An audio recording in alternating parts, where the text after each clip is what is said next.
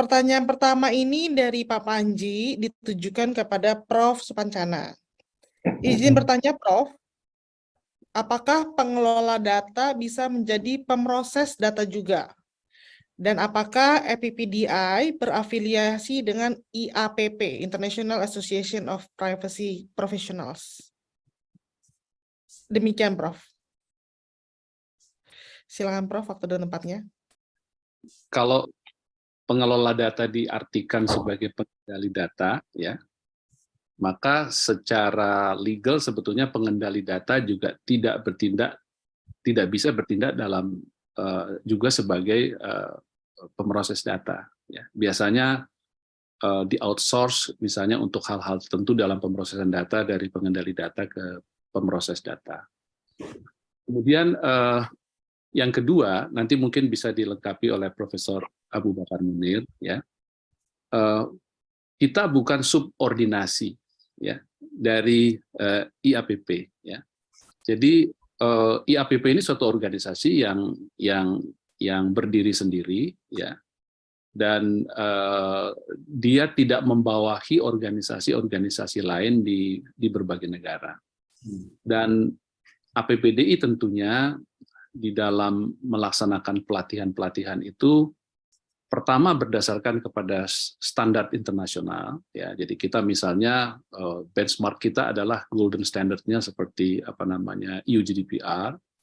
Tetapi pada sisi lain juga kita selalu menekankan kepada karakteristik dan kebutuhan khusus Indonesia. Ya, jadi dua hal ini yang mungkin IAPP tidak akan bisa menjangkau persoalan-persoalan yang spesifik sesuai dengan kebutuhan dan karakteristik Indonesia. Tetapi pelatihan kita juga sesuai dengan standar internasional yang berlaku. Kira-kira mungkin itu. Silakan, mungkin Prof. Abu Bakar ingin melengkapi. Saya persilakan. Ya, mengenai persoalan yang kedua itu benar sekali bahwa EPPDI tidak ada hubungan langsung ataupun tidak langsung dengan IAPP, karena IAPP itu lebih kepada program ataupun lebih US-centric, ya, program-programnya lebih kepada US ataupun program sesuai untuk US. Dan mungkin satu hari kita bisa berkolaborasi, maknanya EPPDI bisa berkolaborasi dengan IAPP ini, tapi buat masa ini tidak, karena mereka lebih kepada US program-program mereka, dan sedikit malah program mereka, kalau saya tidak silap, kalau untuk EU GDPR itu diakses kepada organisasi lain untuk menjalankan pelatihan berkaitan dengan EU GDPR.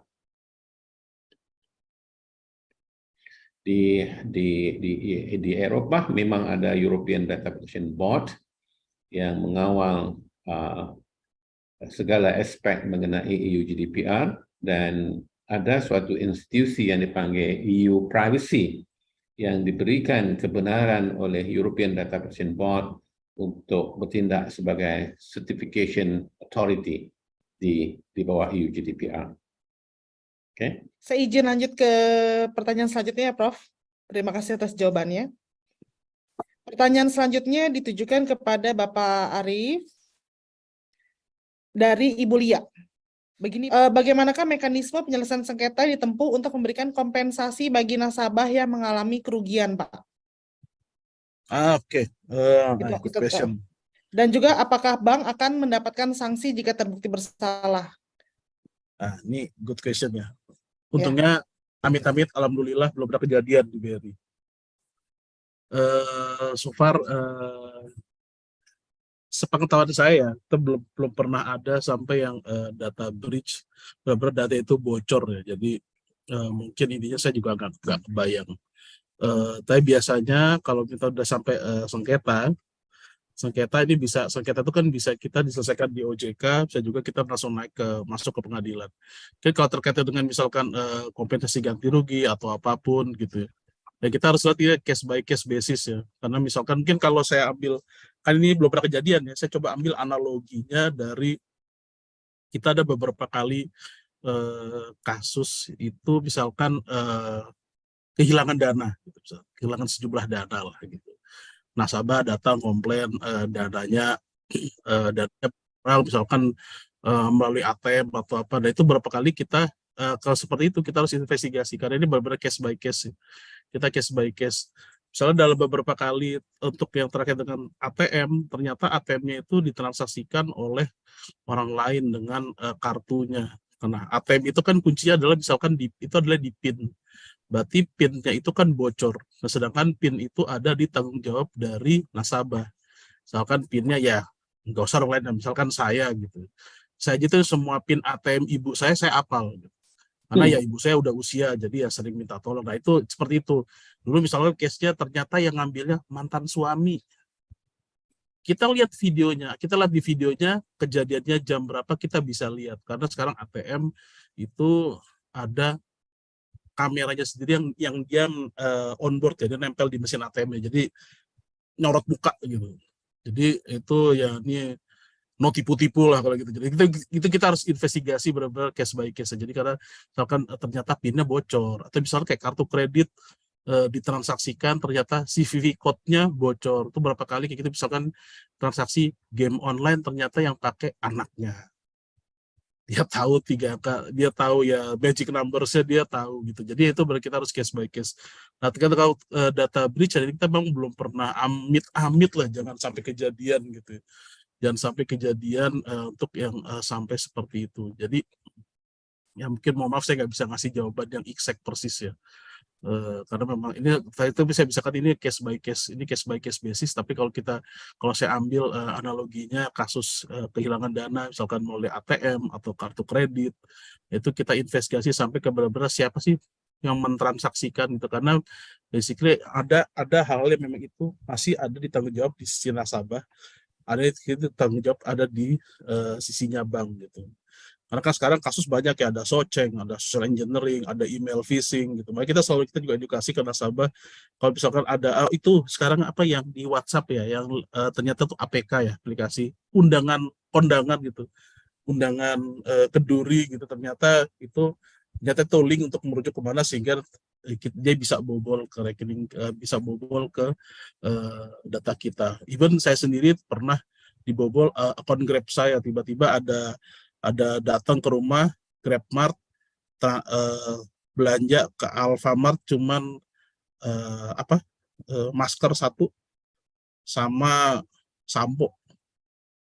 Jumlahnya nggak seberapa, tapi berarti ternyata data saya di breach gitu. Akhirnya saya harus blokir semua kartu kredit saya. Nah itu kalau gitu ya untung jumlahnya nggak seberapa ya, jadi saya nggak terlalu, tapi pentingnya saya blokir semua. Nah tapi kalau memang itu kita harus trace dulu CVV code-nya tuh bocor nggak gitu. Makanya sekarang mungkin kalau saya pribadi sekarang saya agak parno nyimpen data kredit card saya di aplikasi. Misalkan kita selalu pakai Traveloka, Agoda.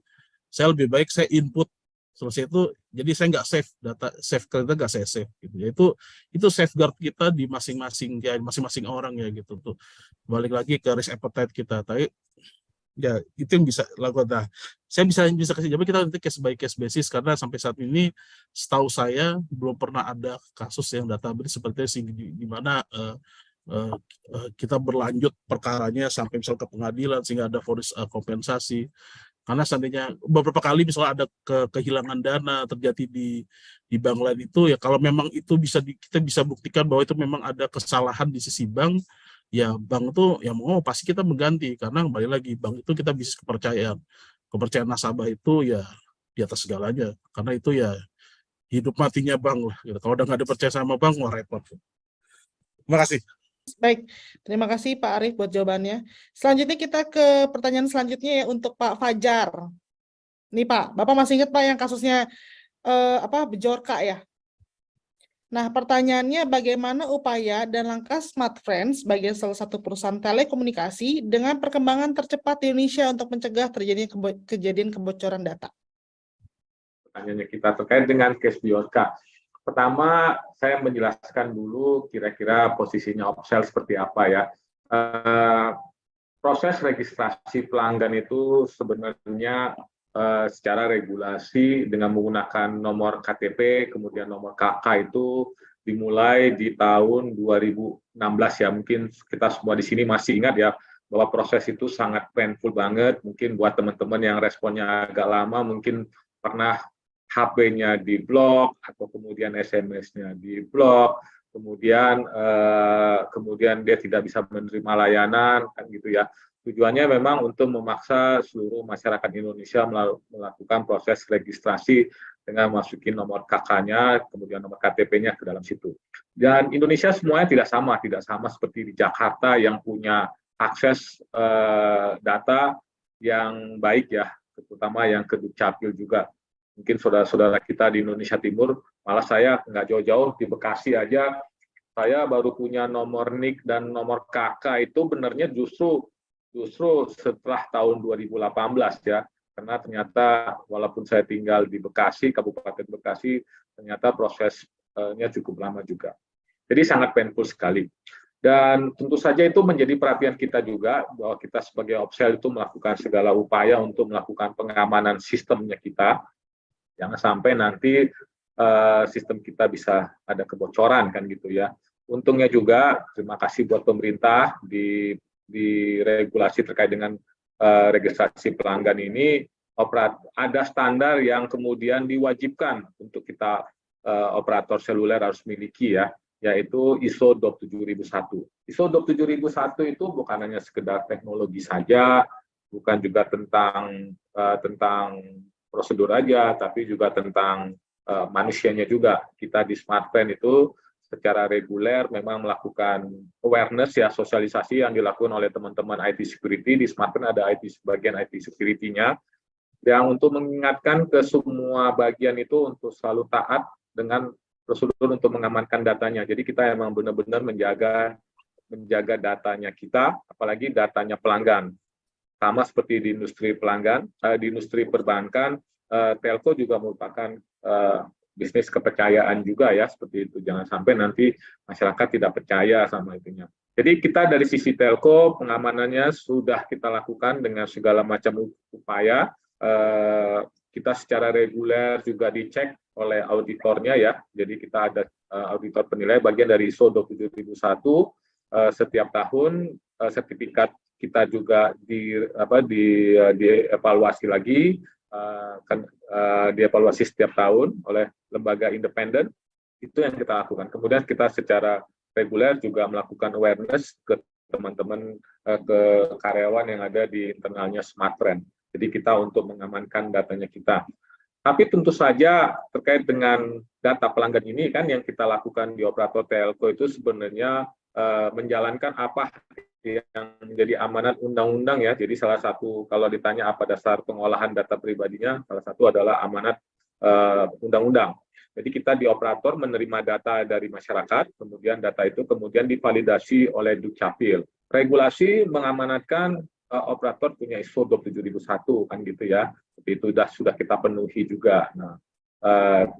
Nah, kemudian begitu ada kejadian Biorka ini, kemudian dilakukanlah evaluasi dari sistem registrasi pelanggan ini seperti itu ya. Nah, dari situ kemudian muncullah awareness juga bahwa pengamanan data itu penting untuk melibatkan semua stakeholder yang terlibat dengan kaitan dengan pengamanan data terkait dengan registrasi pelanggan ini ya. Jadi bukan hanya operator, terkait dengan Dukcapil dan seterusnya. Jadi kalau saya melihat di samping itu, saya juga mungkin bisa bantu menjelaskan, data pelanggan juga merupakan suatu data yang dinamis sekali, data yang dinamis. Ya, ambil contoh misalnya, ada orang mengatakan, saya pelanggan Smartfren ini sudah 4 tahun yang lalu, misalnya begitu. Tapi belum tentu dia juga memegang data nomor yang sama, kan? Dia bisa gonta-ganti, bisa cuma dia misalnya makainya 3 bulan, habis itu ganti lagi, segala macam. Jadi merupakan suatu data yang dinamis sekali. Jadi memang terkait dengan kebocoran data yang kita dengar di media Biorka itu, polisi juga masih menyelidiki masalah kebenaran data itu, apakah itu benar merupakan data pelanggan Indonesia, kemudian kebocorannya ada di mana seperti itu. Karena bisa saja memang kalau kita melihat dari datanya sendiri, dari data yang bocor itu ada 350 juta ya, sementara jumlah penduduk Indonesia kan cuma 270 juta. Walaupun kita pahamin juga sih sebenarnya bisa aja satu orang megang 2 atau 3 nomor kan begitu ya. Regulasi membatasi masyarakat itu hanya bisa memegang 3 nomor per satu operator. Jadi seperti itu kurang lebih. Jadi posisinya masih sedang dalam tahap penelitian dari sisi polisi. Kita di operator meyakini lah untuk seluruh pelanggan kita, Bapak Ibu yang ada di sini, bahwa datanya itu aman, dijaga dengan baik, bukan hanya secara teknologinya saja, teknologi pengamanan data itu sudah aman, dari sisi orangnya, kemudian dari sisi SOP prosedur yang terkait dengan itu. Jadi kita punya ISO 27001 yang menurut saya cukup komprehensif untuk menjaga data-data pelanggannya kita. Demikian Bu Santi yang bisa saya sampaikan. Bu Dewi. Ya, baik. Terima kasih Pak Fajar atas jawabannya. Karena terbatasnya waktu, ini satu lagi ya Pak pertanyaannya ya, ditujukannya ke Profesor Abu Bakar Munir dari Ibu Lia Sautonidai. Pertanyaannya begini, how to operationalize the right to take the legal action and claim for compensations for data subject, Prof? Terima kasih. Terima kasih. Especially Terima kasih. data subject right in the financial sector.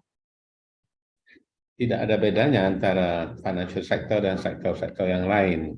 Hak itu diberikan kepada data subject dan it applies to all. Maknanya sesiapa saja bisa membuat tuntutan ataupun mengambil civil actions against a company and claim for compensation.